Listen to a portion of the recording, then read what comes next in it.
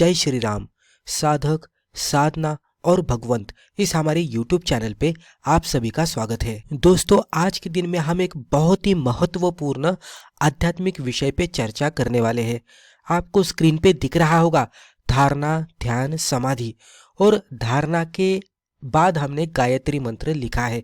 तो ये क्यों लिखा है, ये वीडियो आप पूरा देख लीजिएगा, आपको पता लग जाएगा। दोस्तों, गायत्री मंत्र है ओम भूर्भुवस्वः तत्सवितुर्वरेण्यम भर्गो देवस्य धीमहि धियो यो नः प्रचोदयात्। अब हम देखते हैं धारणा, ध्यान और समाधि क्या है।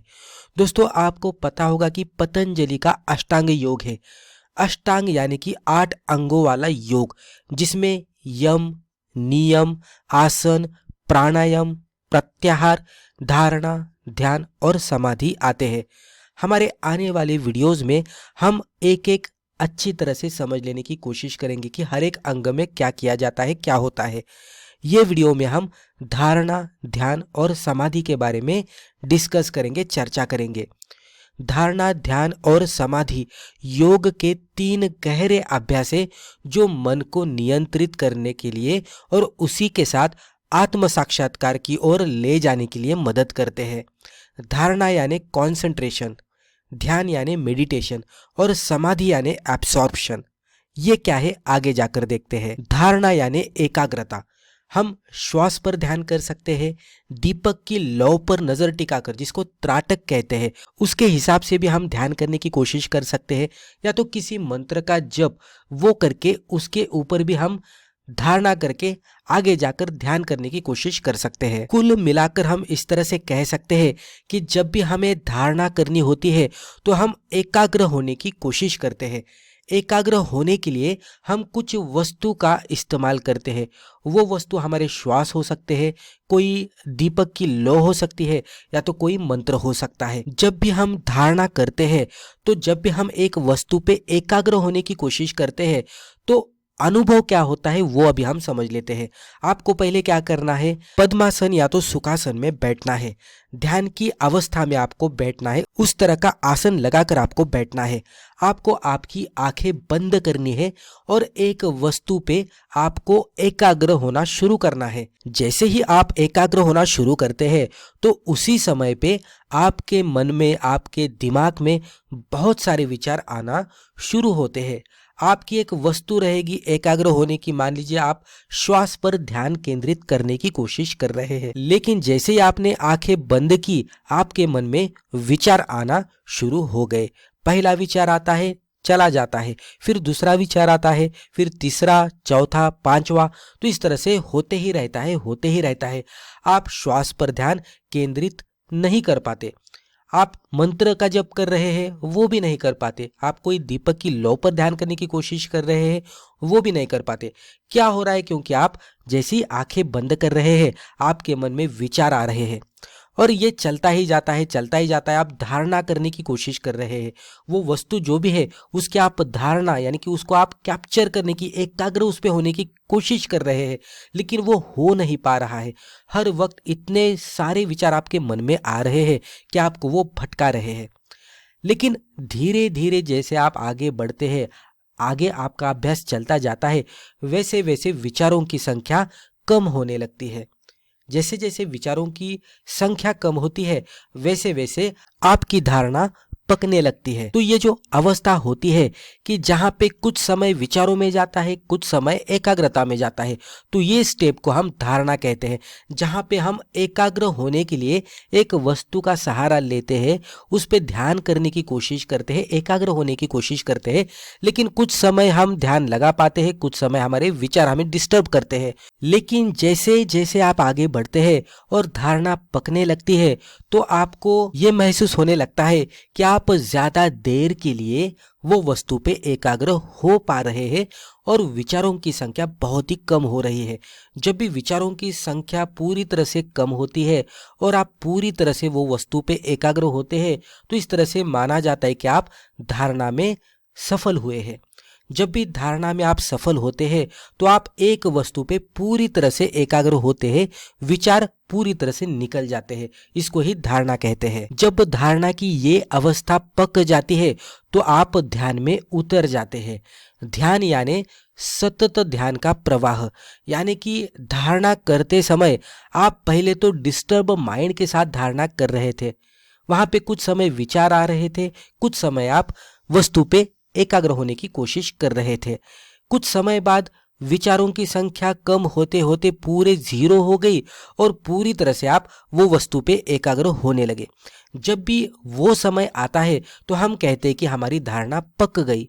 जब भी धारणा पकती है और आप विचार शून्य होते हैं और एक ही वस्तु पे एकाग्र होते हैं तो धारणा उसे कहते हैं। लेकिन वो समय पे भी कुछ समय बाद आपके विचार आपको फिर से डिस्टर्ब करने लगते हैं, तो आप अभी भी धारणा के अंदर ही है।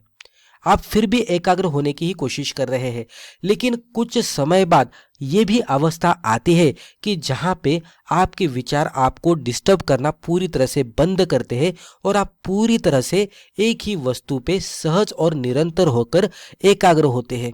ये बहुत सारे समय तक चलता है जहां पे विचार आपको डिस्टर्ब नहीं कर रहे हैं, आप पूरी तरह से एकाग्र हो चुके हैं वही वस्तु पे, तो उसको ध्यान कहते हैं। तो सतत ध्यान का प्रवाह इसको ही कहा जाता है, जहां पे कोई विचार आपको डिस्टर्ब नहीं करेंगे, आप एक ही वस्तु पे ध्यान केंद्रित करेंगे बहुत सारे समय के लिए, तो इसको ध्यान कहते हैं। जब भी कुछ समय बाद आपकी ध्यान की अवस्था पक जाती है तो आप धीरे धीरे समाधि में उतरने लगते हैं। समाधि यानी पूर्ण लय या तो एकत्व होना, कोई भी विचार नहीं रहता, केवल शुद्ध चेतना बचती है। अगर मान लीजिए आप कोई वस्तु के साथ एकाग्र होने की कोशिश कर रहे हैं और आप उसी वस्तु के साथ, अगर मान लीजिए कि कोई मंत्र है और वो मंत्र के साथ साथ अगर आप धारणा में उतर रहे हैं, धीरे धीरे आपको वो मंत्र सिद्ध होता है, पूरी तरह से आप उसकी धारणा में पक जाते हैं, तो उसी मंत्र के साथ ही आप ध्यान में उतरते हैं। ध्यान में उतरने के बाद वो जो मंत्र है वो आपके ध्यान में भी चलता रहता है। उसके बाद कुछ समय बाद एक ऐसी अवस्था आती है, उसके बाद वो मंत्र भी रहता है, वो मंत्र का उच्चारण भी बंद हो जाता है, लेकिन जो मंत्र की शक्ति है, उसकी जो ऊर्जा है वो बच जाती है और वो जो ऊर्जा है उसमें हम खुद का भी लय करते हैं। यानी कि जो मंत्र का जप कर रहा है वो साधक और जो वस्तु है यानी कि जो मंत्र है वो हमारी वस्तु, हम एक हो जाते हैं। जब भी साधक और साधक की जो एकाग्र होने वाली जो वस्तु है, तो जब भी वो एक होते हैं उसको ही समाधि कहते हैं। समाधि में भी सविकल्प समाधि, निर्विकल्प समाधि या तो सबीज समाधि, निर्बीज समाधि भी होती है। अभी धारणा से ध्यान में जाने के लिए और ध्यान में से समाधि में जाने के लिए बहुत सारा समय लगता है, ये साधक के ऊपर डिपेंड होता है। लेकिन आपको इतना ही समझना है कि धारणा में आप कोशिश करते रहते हैं एक वस्तु पे एकाग्र होने की। जब भी आप पूरी तरह से एकाग्र होते हैं, आपकी धारणा पक जाती है। जैसे ही धारणा पकती है आप ध्यान में उतरते हैं।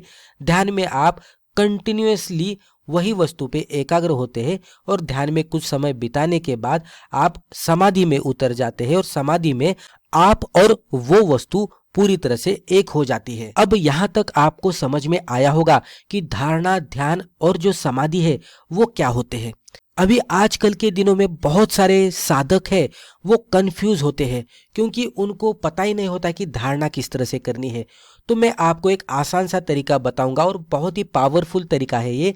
इसके साथ अगर आप धारणा करने की कोशिश करेंगे तो आप बहुत ही सहज तरीके से ध्यान में भी उतरेंगे और अगर आप सीरियस साधक होंगे और भगवान की आपके ऊपर कृपा रहेगी तो आप आगे जाकर समाधि में भी उतरेंगे। तो धारणा करने के लिए सबसे आसान तरीका होता है मंत्र।